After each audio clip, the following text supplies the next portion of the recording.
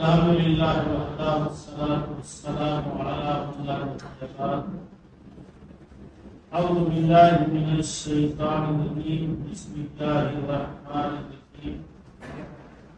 یعتذرون الیکم اذا رجعتم الیہم قل لا تعتذروا لن نؤمن لکم قد نبأنا اللہ من اخبارکم. یہ 11واں پارہ 11ویں پارے کے آغاز میں اللہ تعالیٰ نے ان حضرات کے بارے میں بیان کیا جن کو منافق کہا جاتا ہے. در حقیقت رجب سن 9 ہجری میں اللہ کے رسول صلی اللہ علیہ وسلم اور آپ کے صحابہ آل غسان کے لیے روم کی طرف غسانیوں کی طرف روانہ ہوئے تھے، جس کو جنگ تبوک کے نام سے جانا جاتا. رجب سن 9 ہے اور یہ پہلی بار ایسا ہوا کہ 30,000 کی تعداد مسلمانوں کی اس جنگ میں شریک ہوئی، کیونکہ آل غسان کی طرف سے برابر یہ خبریں مل رہی تھی کہ لوگ مدینہ پر چڑھائی کرنے والے. تو الحمدللہ اس وقت تک مسلمان اس پوزیشن میں ہو گئے تھے کہ وہ خود بھی بڑھ کر کے پہل کر سکتے. تو 30,000 کی اللہ کے نبی نے پہلے اعلان کیا تھا جنگ کی تیاری، اور صحابہ اپنے اپنے طور پر تیاری کر رہے تھے. 30,000 کی فوج روانہ ہوئی اور آمد و رفت میں اور وہاں قیام میں تقریباً 50 دن جنگ نہیں ہوئی تھی، لیکن غسانیوں پر مسلمانوں کا وہ دبدبا ہے. بہت سے مالی فائدے بھی حاصل ہوئے. چھوٹے موٹے ومرا نے آپ سے صلح کی. بہرحال مسلمان صحیح سالم مدینہ واپس آئے. جب آپ مدینہ واپس آئے تو 80 سے زائد منافقین جو جنگ میں شامل نہیں ہوئے، اور اس لیے شامل نہیں ہوئے تھے کہ مسلمان رومیوں سے لڑنے جا رہے ہیں، کچل کر رکھ دیے جائیں گے، کوئی زندہ واپس نہیں آ سکتا، اس لیے ہم کو جانا ہی نہیں. 80 سے زائد منافقین رہ گئے.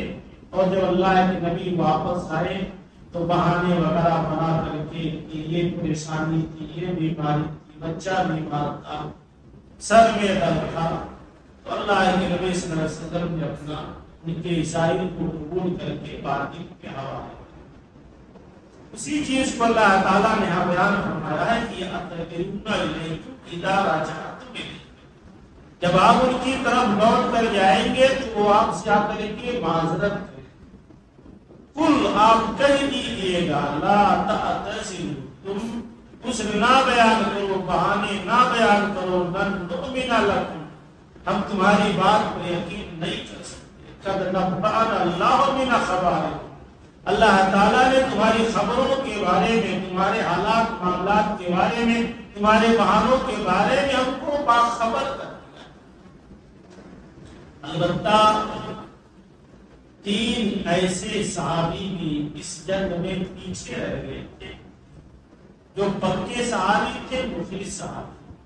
اس میں سے ایک کا نام حضرت کعب بن مالک رضی اللہ تعالیٰ، دوسرے ہیں حضرت ہلال ابن امیہ رضی اللہ تعالیٰ، تیسرے ہیں مرارہ بن ربیع رضی اللہ تعالیٰ.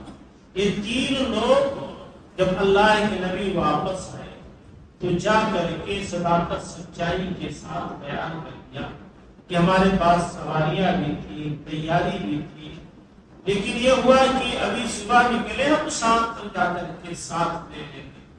کتنا دور گئے ہوئے، صبح نکلیں گے تب بھی پہنچ جائیں گے. یہی کہتے کہتے سستی کارنے میں ہم نہیں جا سکتے. انہوں نے صداقت سچائی سے کام لیا. اللہ کے نبی صلی اللہ علیہ وسلم نے فوری طور پر ان تینوں کو الگ کر دیا اور صحابہ کو دیا کہ کوئی بھی ان سے گفتگو نہیں کرے.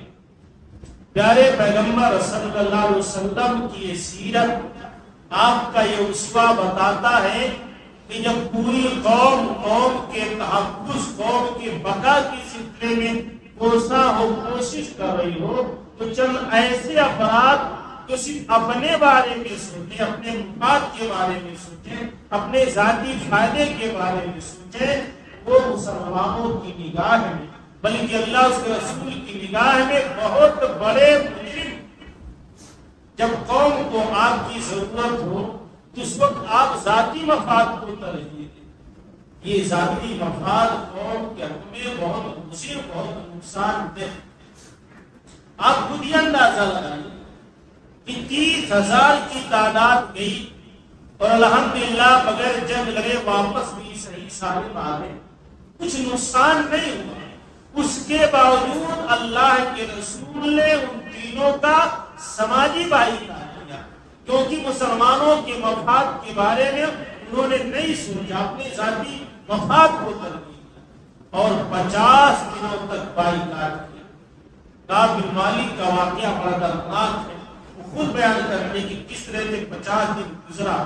بہرحال 50 دنوں کے بعد جب اللہ تعالیٰ نے ان کی توبہ کو قبول کیا تب مسلمان ان سے بات و گفتگو کرنے لگے. 40 دنوں کے بعد تو بیویوں کو بھی الگ کر دیا کہ اپنی بیویوں سے بھی نہیں مل سکتے، اتنی سخت آزادی نہیں تھی. اور آج یہاں ہم دیکھتے ہیں قدم قدم پر سب کے سب اپنے ہی بارے میں سوچتے الا ماشاء اللہ. تو جہاں جس قوم کے افراد صرف اپنے ہی بارے میں سوچیں، اپنے ٹائٹل ہی کے تحفظ میں لگے رہیں، اس قوم کو کوئی نہیں بچا سکتا. قوم مصیبت محسوس ہوتی ہے جب اجتماعی طور پر کوشش کرتی ہے، قوم ملت کے مفاد کو ترجیح دیتی ہے. تو اللہ تعالیٰ نے یہاں ان منافقین کا تذکرہ کیا. اس کے بعد آگے چل کر کے اسی جنگ کے حوالے سے کچھ اور احکامات اللہ تعالیٰ نے بیان فرمائے.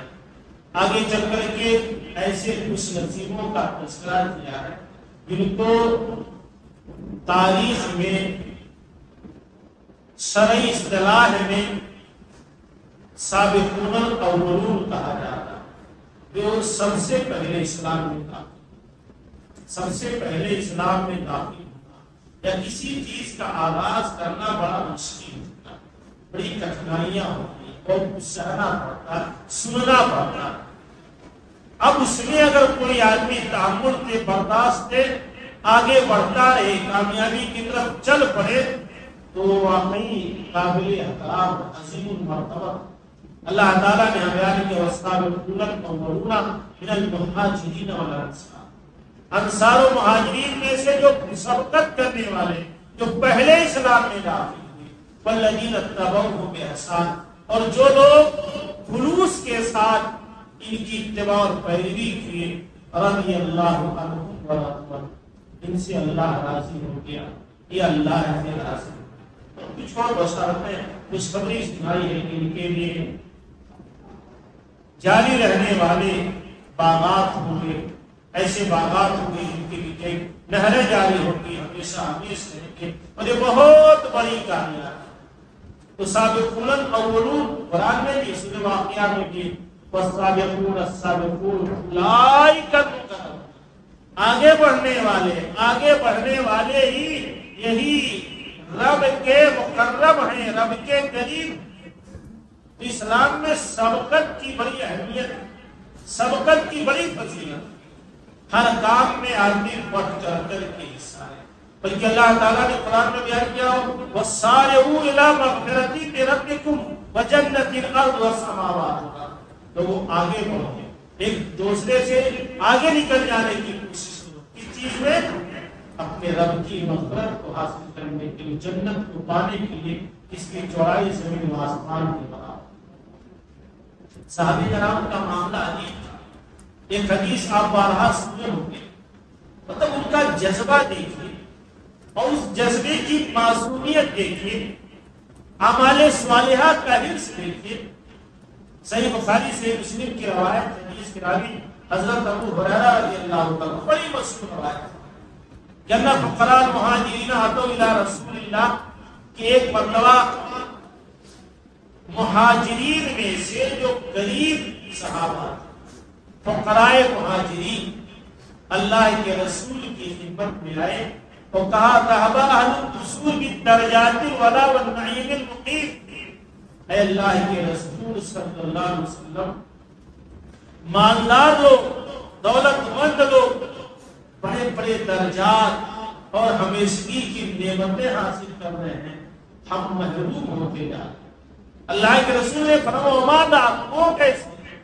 انہوں نے کہا یصلون کما نصلی، کہ جیسے ہم نماز پڑھتے ہیں، ہمارے مالدار بھائی بھی نماز پڑھتے ہیں، تو نماز پڑھنے میں ہم دونوں برابر، ہم دونوں کی نیکیاں برابر۔ یصومون کما نصلی، جیسے ہم روزہ رکھتے ہیں ویسے وہ بھی روزہ رکھتے ہیں، تو روزہ رکھنے میں ہم دونوں کی نیکیاں برابر ہیں، لیکن یتصدقون ولا نتصدق، وہ دولت مند ہے، روپے پیسے والے ہیں، اللہ کے راستے میں صدقہ کر خیرات کر رہے ہیں، ہمارے پاس نہیں ہے، اللہ کا تصدق، ہم خیرات نہیں کر پاتے۔ یأتون ولا ناتی، ان کے پاس پیسہ ہے، غلاموں کو آزاد کر کے، ان غلاموں کو خرید کر کے آزاد کر دیتے، اور ہم لا ناتی، آزاد نہیں کرتا۔ تو نماز پڑھنے میں، روزہ رکھنے میں ہماری نیکیاں برابر ہیں، لیکن صدقہ خیرات کرنے میں، غلام آزاد کرنے میں وہ ہم سے آگے بڑھ رہے ہیں۔ شکایت بھی کی تو کئی تھی شکایت نیکیوں کے بارے میں، دولت ثروت کے بارے میں۔ اللہ کے نبی نے کہا افلا وعلیکم شیئا تدرکون به من سبقکم، آپ نے کہا کیا میں تمہیں ایک ایسا وظیفہ نہ بتا دوں جس کی وجہ سے تمہاری نیکیاں بڑھ جائیں؟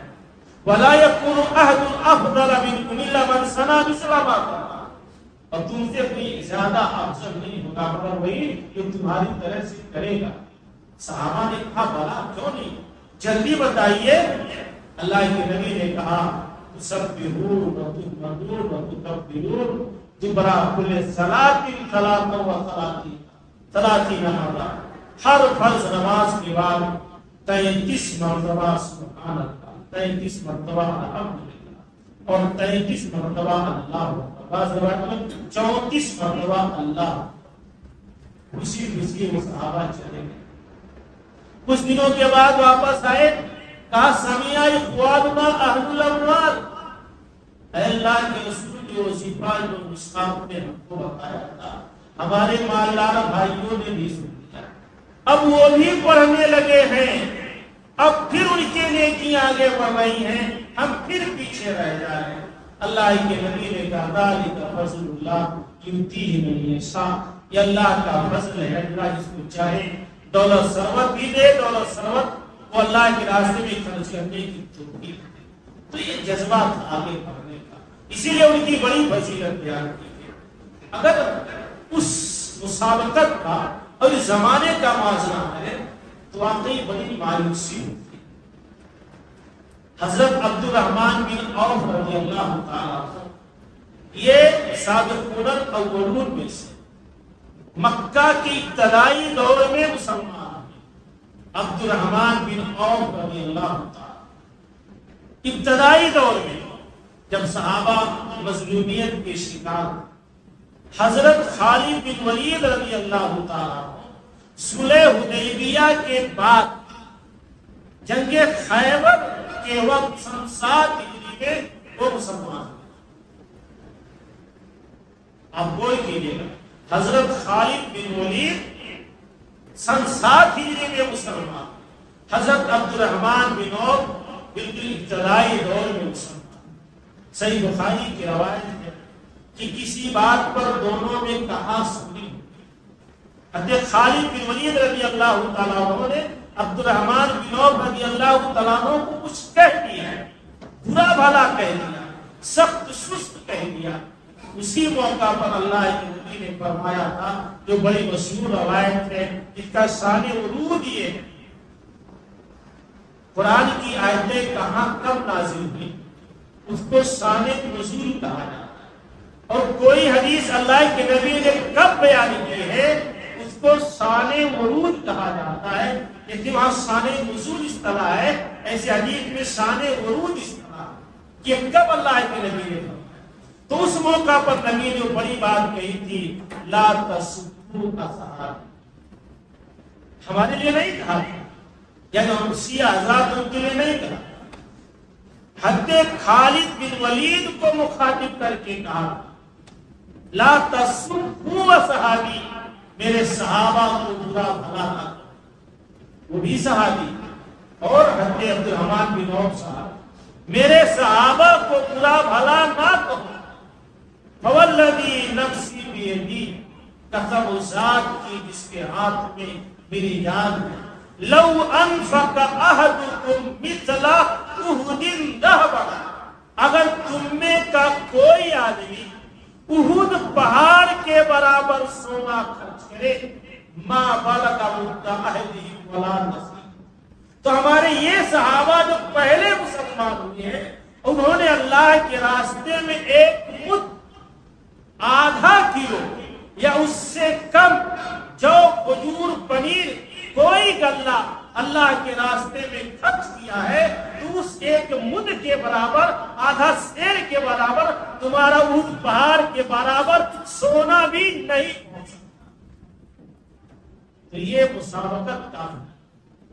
اب اس تناظر میں دیکھو تو ہم تو اور نہیں ہو، لیکن افسوس ہے کہ امت کا ایک طبقہ کبھی نہ کبھی، شیعوں کی بات نہیں، ایسے بہت سارے لوگ ہیں جو بہت زیادہ اپنے آپ کو اسلامی لگا کر کے کرتے ہیں، وہ خود صحابہ کے بارے میں گستاخانہ الفاظ استعمال کرتے ہیں۔ ہم نے کئی گوار قسم کے لوگوں کو دیکھا ہے جو صحابہ کو مشورہ دیتے ہیں کہ کاش وہ ایسا نہ کیے ہوتے۔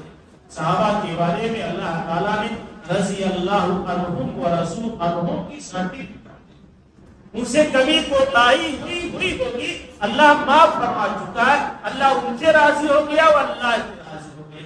تو صحابہ کے بارے میں گستاخی کسی طور پر مناسب نہیں ہے۔ تو یہاں بات چل رہی تھی کہ مسابقت کی، جو پہلے اسلام لائے انصار و مہاجرین میں سے ان کی بہت بڑی فضیلت۔ اس کے بعد اللہ تعالیٰ نے ایک اور بات یہاں بیان کی ہے، ان اللہ اشترى من المؤمنین انفسهم واموالهم بان لهم الجنہ، اللہ تعالیٰ نے مومنوں کے نفس کو خرید لیا۔ ہم اللہ کے راستے میں بک چکے ہیں، اگر یہ احساس ہو تو اللہ نے خرید لیا ہے مومنوں کی جانوں کو اور ان کے مالوں کو جنت کے بدلے، لیکن یہ جنت کب ملے گی؟ تقاتلون فی سبیل اللہ، جب اللہ کے راستے میں قتال ہے۔ ہمیشہ اس کی ضرورت نہیں پڑتی، لیکن کبھی کبھار اس کی ضرورت پڑتی ہے، تو اللہ کے راستے میں قتال کرنے کی عوض اللہ نے مومنوں کی جان اور مال کو خرید لیا۔ تو بہرحال اس کا بھی ہمیں احساس ہوتے رہنا چاہیے، یہ احساس ہوتے رہنا چاہیے کہ اللہ تعالیٰ نے ہمارے جان اور مالوں کو خرید لیا ہے جنت کے بدلے، لیکن اس کے لیے بھی ہمیں جان و مال کی قربانی دیں، جان و مال کی قربانی دیں گے تب جا کر کے ہم جنت کے مستحق ہوں گے۔ اللہ تعالیٰ نے کچھ ایسے افراد کا تذکرہ کیا ہے کئی آیتوں میں، جو اللہ تعالیٰ کے حضور توبہ کر لینے کے بعد اللہ تعالیٰ گناہوں کو مٹا دیتا ہے۔ یہاں چل کے ان 3 لوگوں کو والثلاثۃ الذین خلفوا، ان 3 لوگوں کے بارے میں بیان کیا ہے جو جنگ تبوک میں پیچھے رہ گئے تھے۔ اللہ نے کہا کہ حتی اذا ضاقت علیہم الارض بما رحبت، کشادگی کے باوجود زمین ان کے لیے تنگ ہو گئی، خود ان کا اپنے آپ پر ان کا نفس تنگ ہو گیا تھا، اور وہ یہ گمان کر بیٹھے تھے کہ اللہ کے علاوہ کوئی جائے پناہ ہے۔ پھر انہوں نے توبہ کی تو اللہ نے توبہ کو قبول فرما لیا۔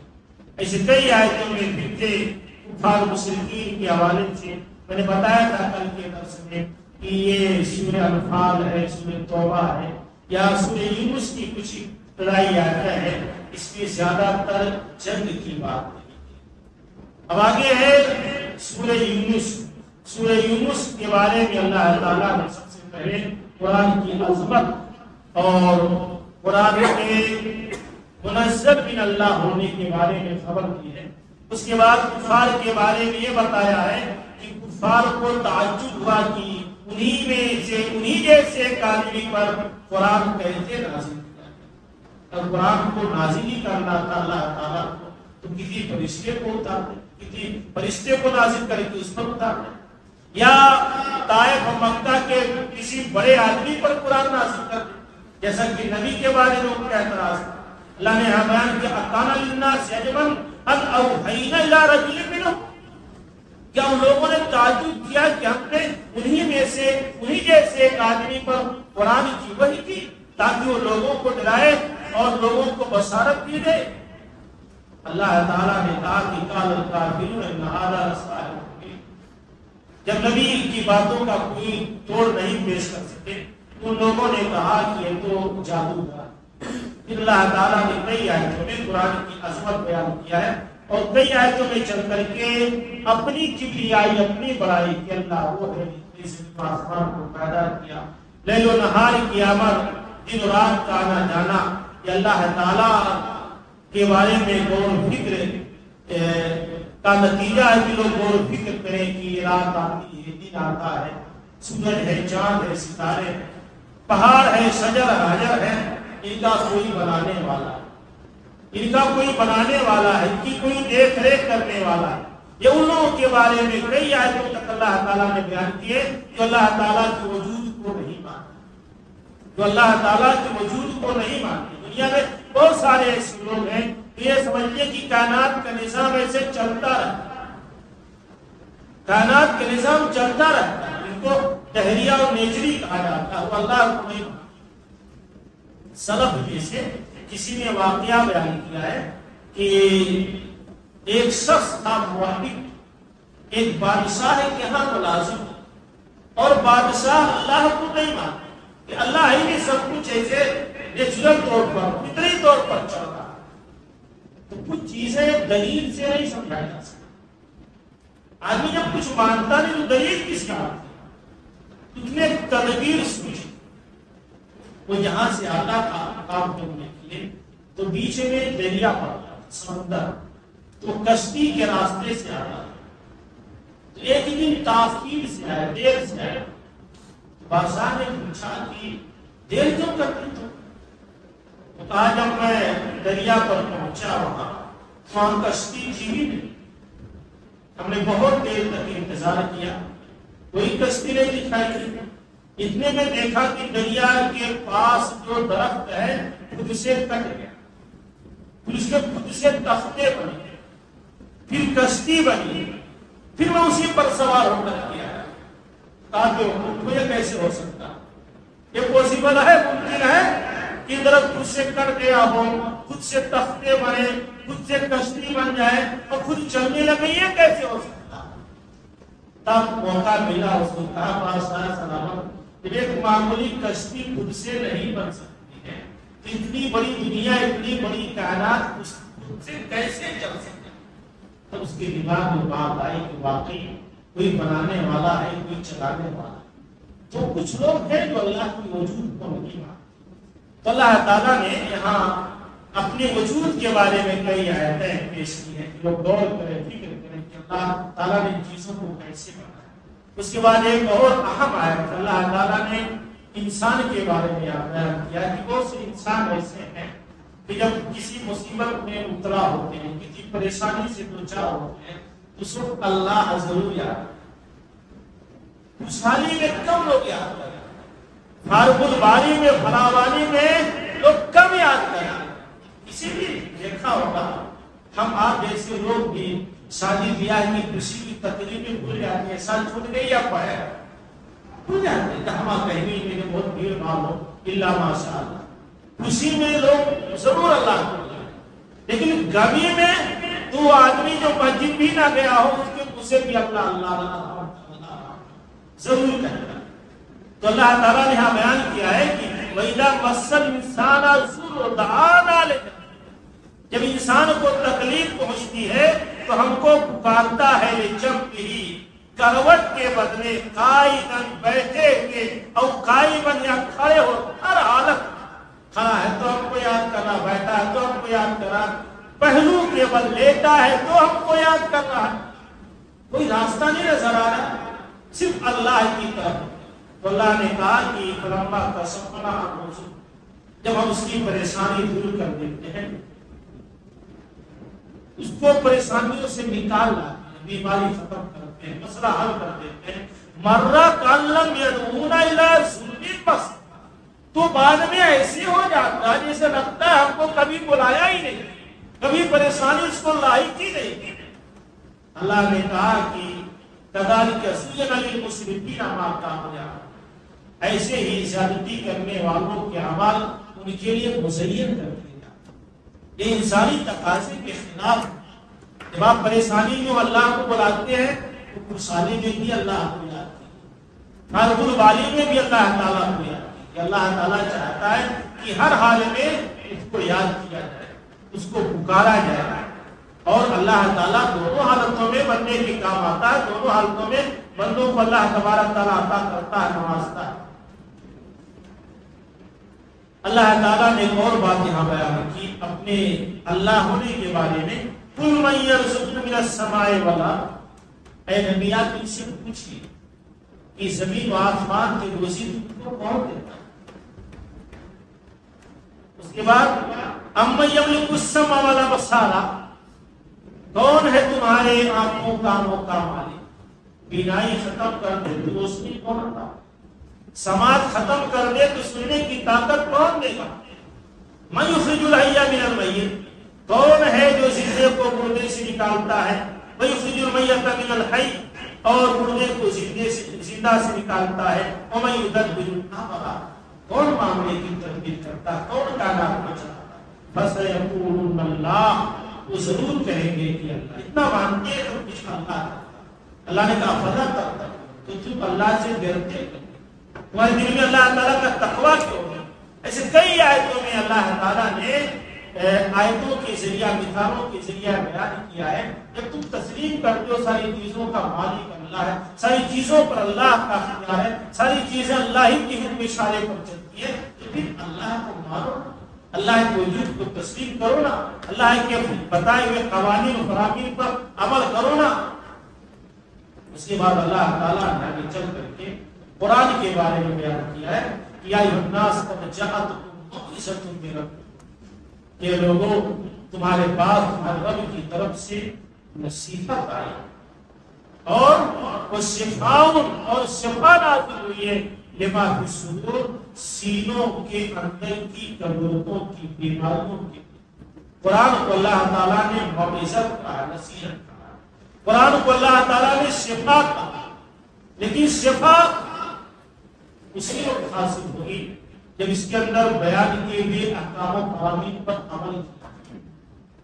اگر ہم کسی طبیب کے یہاں سے، کسی ڈاکٹر کے یہاں سے وہ دوا لے آئے، کھائیں نہ تو شاید شفا مل جائے گی، نہیں سرہانے نقل کر کے رکھنا ہو سکتا اثر کر کے، جب تک ہم اس کو کھائیں گے نہیں، چاہے وہ کڑوی ہو یا میٹھی.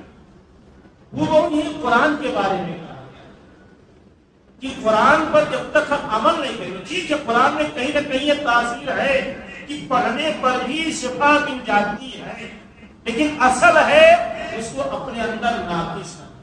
قرآن کی صورتوں میں، آیتوں میں اللہ نے تاثیر دی ہے کہ شفا مل جاتی ہے، لیکن اس کے لیے ایمان ہونا چاہیے، یقین ہونا چاہیے. اور جو اہم و بنیادی چیز ہے اس پر مکمل طور سے عمل کریں گے تو پھر ہم کو ہر طرح کی بیماریوں سے شفا ملے گی، اور عمل نہیں کریں گے تو شفا نہیں ملے گی. قرآن کے تعلق سے بھی ہماری بہت زیادہ کمی ہوتا ہے. ہم قرآن تھوڑا سا ناظرہ پڑھ لیتے ہیں، پڑھنے کی کوشش کرتے ہیں، یہ اچھی کوشش ہے، ان کی فضیلت ہے، اجر و ثواب ہے، لیکن اصل مقصد ہے قرآن کو سمجھیں، قرآن کے معنی اور حقوق پر غور کریں، پھر اس کے اندر کے احکام و قوانین پر عمل کریں. ایک جگہ ایک صاحب آئے تو اس سے کہنے لگے کہ پڑھے لکھے نہیں تھے، سے دعا کرائے کہ ہماری دادی قرآن نہیں پڑھ پا. میں کہا تو کہ اگر ایسے ایسے کر کر کے اللہ تو قرآن پڑھنے کا ثواب مل جائے. اگر ایسے ہم لائن پر اللہ اللہ اللہ اللہ کریں تو قرآن پڑھنے کا ثواب مل جائے. خدا کس نے بتایا؟ پائے مولوی صاحب بتایا. تو میں کہا ہاں آج سے دادی کے آگے کھانا رکھ دینا، ایسے کرا کھانا کھانا کھانا کھانا پیٹ بھر جائے گا. تو ہنس کے بھاگتے ہیں. یہ کون سی حماقت ہے بھائی؟